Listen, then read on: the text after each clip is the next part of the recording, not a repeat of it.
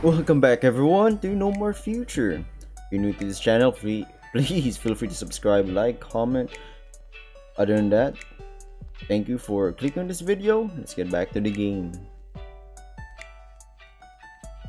You recall that fateful afternoon and the nightmares that followed for what must have been the 20th time now.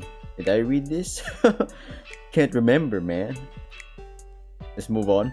2 weeks of 2 weeks have passed since your transition, and you still can't wrap your head around everything that's happened since. Man, Isaac right here is looking badass. Look at this. Look at this cybernetic synthetic mother effer, man. It still doesn't make any sense. None of this does. Yeah, scientifically speaking, like this is going to science fiction.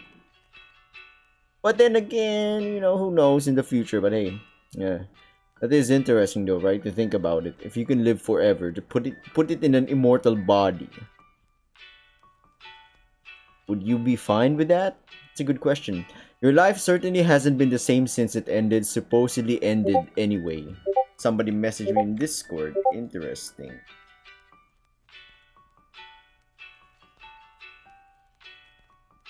Oh, somebody be popping. Interesting. Sorry about that. That sure was a sentence you never imagined yourself saying, though. To be fair, you never imagined things turning out this way for you either. When you first woke up, it felt like you just won the lottery. Everything, especially your own body, felt so much different than it did when you last went to sleep. But you felt, surely. Oh god. Sorry for the background noise. Surely that meant that the transition had succeeded. But it wasn't that simple. You knew that going in and you knew... Wait, what? But it wasn't that simple. You knew that going in and you know that even now, you try your best to push these thoughts to the back of your head. You've grown tired of reminiscing, especially on memories as bitter as these. Not out... Not out here. Not right now. Not ever again. You try to reassure yourself as you gaze outside the window of your carriage. Oh. The ride to New Relay is a short and at least so far an uneventful one. The mag train is fast and rather quiet, at least on the inside. You weep for anyone who might accidentally find themselves too close to it as it darts around the countryside at the speed of light. Yo, this civilization is super high-tech, man. High-tech. High-tech. The sun still hasn't fully popped out of the clouds and hangs low on the horizon, giving the sky a lovely reddish hue you never got the chance to see before in your life. The clouds themselves curl and twist on the horizon, morphing every minute into something different. Meanwhile, the sun highlights their white bodies with its red and yellow lights, like an artist painting a canvas. It's such a shame to think that views like these are only available so early in the day, when so few people can properly appreciate them. But maybe that's why people can appreciate them, without other people bothering them, huh? What a silly thought that was. After all, you no longer need to sleep or even rest. You can see the sun rising from the horizon any day you want. You can see the sun rising from the horizon any day you want now, so long as you remember to set your inner alarm clock correctly. Certainly you could do that. Oh wait, whoops, but you ultimately decide against it. It would probably ruin the magic a little too soon. A warning comes over the intercom, jolting you away from your thoughts. You're about 5 minutes away from New Relay, it would seem. You've still got some time to waste as you travel to your destination. Better make the most of it. Tired of gazing through the immaculate glass, you take a brief look around the train for the umpteenth time? I guess that's more of like a number of times, pretty much. I'm liking the art style, you know?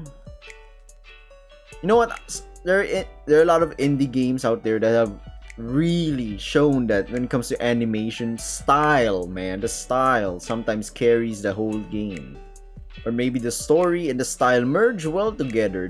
The style shows the expressiveness of the world, or the intent maybe, to make it exciting, maybe peaceful, If peaceful or calm does not equal to boring, by the way, boring would be like, this is so uninteresting, it's not even worth my effing time. But this game, I think it might be worth my time. You're no stranger to trains, but you aren't as used to traveling long distances as you'd like.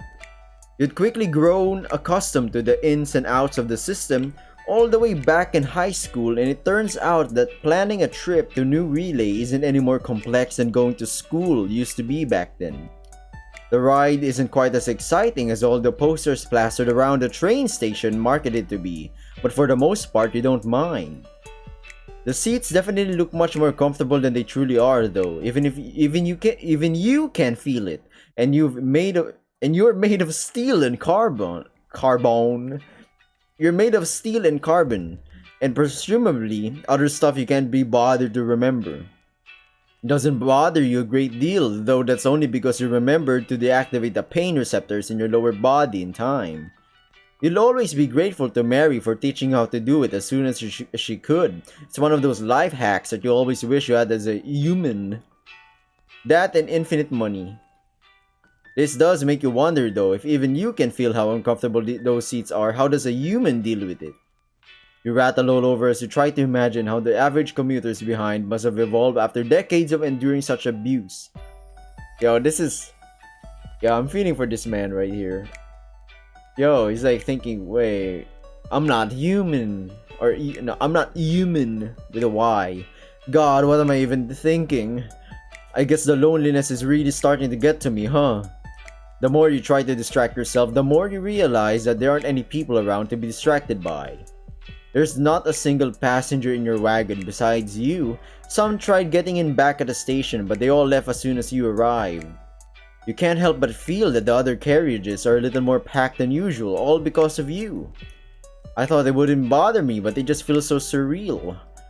Never thought I'd say this out loud, but I really wish I had someone to... Were you expecting some passengers to materialize out of nowhere by chance? Arthur? Ooh. A now all too familiar voice devoid of emotion or accent reminds you for your feeble hopes. It feels almost like a second set of thoughts, speaking right beside your own. A very intrusive second set of thoughts. I would advise you against hoping to be approached by anyone until you arrive at the new relay train station, Isaac. You should know the odds of a human using an ability to teleport within this very carriage as it's moving are next to none, unsurprisingly if I may add.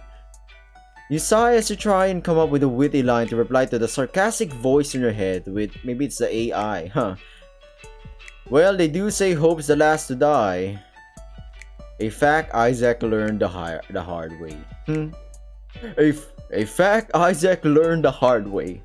The AI's weak attempts at dark humor hit a little too close to home for your liking. Hey! Don't talk about me as if I'm dead. From a purely medical standpoint, I'm afraid that... Arthur. Your voice is low, quite even, and yet its thunderous power is enough to shake the very wagon under your paws. Shut the fuck up. An uncomfortable silence follows your outburst. Understood. I will refrain from making similar comments in the future.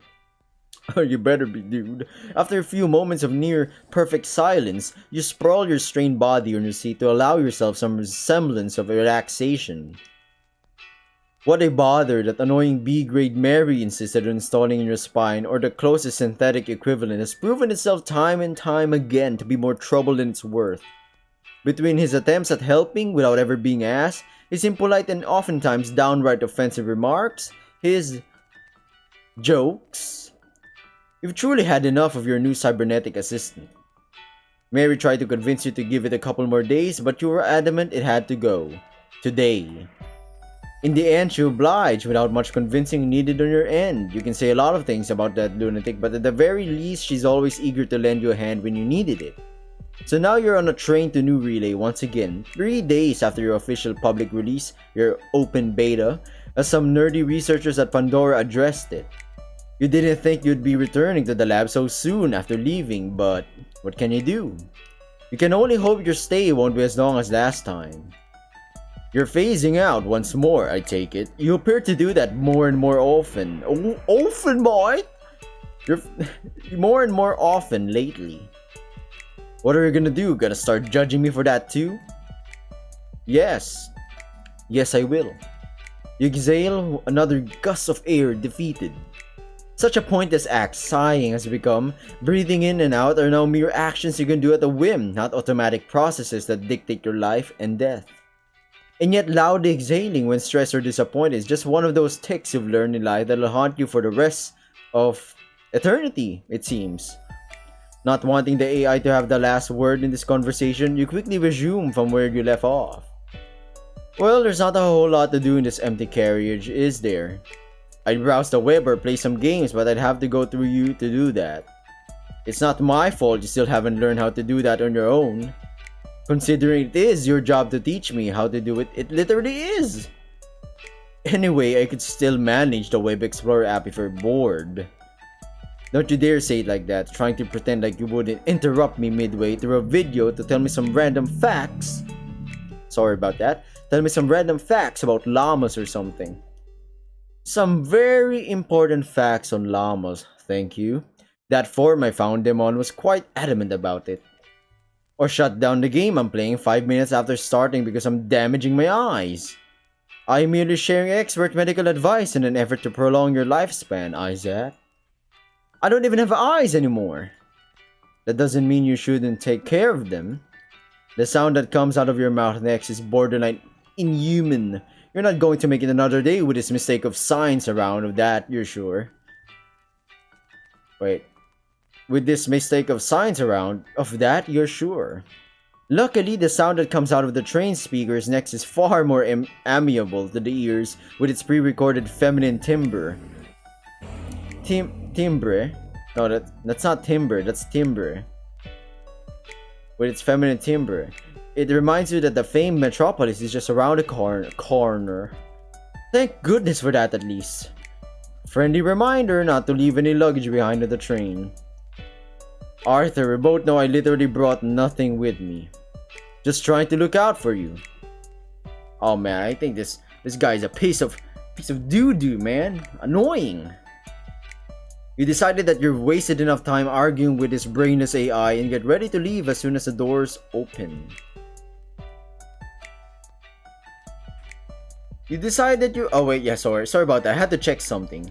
Thankfully, it only takes a few moments for the familiar shadow of the station to come into view behind the glass windows, followed soon after by the train's brakes working their magic beneath the carriage.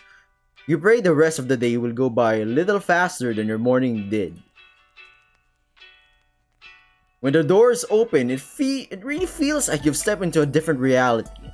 Compared to Bloomberg, still stuck someplace between the past and the present, New Relay feels like a city decidedly projected into the future, train station included.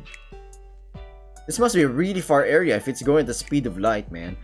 Though parts of it are just the same as they were 100 years ago, its ancient architecture preserved for the sake of posterity, the impact of progress is undeniable. The sun shines through the glass roof. Sorry for the cursor mouse, you know. The sun shines through the glass roof onto the platforms below, basking the area in a warm red light. The hedges that adorn the building platform acquire a soothing, almost blue tinge at this time of day. I like this. If this is the ambiency that it feels naturally, like... I don't know, maybe in my perspective, this really feels like it is future-like, you know? They were originally put there to help separate the queues near the train doors so that fewer people would walk near the edge of the platform, or so you seem to recall. You imagine that plenty at the time mocked the idea without a second thought, but it's hard to argue with the results. Their mere presence appears to be enough to instill in the passengers some semblance of order in the chaos of the morning rush. In the distance on the other side of the platform, you can see a large holo board tinged in white and light blue, highlighting a list of incoming and outgoing trains for all to see. A plethora of small projectors, most of them smaller than your fingers, hang from the ceiling above, changing color, potency, and angle as dictated by the station's personal AI, whose boring mechanical male-like voice you can hear from time to time. You'd still take it over Arthur though, no questions asked. Rude. Just stating facts, friend. Friend zone to boot. Truly the worst day of my non-life. Ignoring the nonsensical musings of your AI assistant, you step off of the train and enter the delicate yet sturdy floor of the station proper. You half expected the tires beneath your paws to crack and shatter under your weight, but they hardly seem to notice you amidst a sea of people walking to and from trains in the morning rush. That is interesting. He would be heavy like Iron Man, right? No cap about that. And I just noticed we're 15 minutes and 34 seconds in. I'm gonna end this video right here. I'll be seeing you in the next episode of No More Future. Hope everybody stays safe and good luck with everything, I guess. Bye!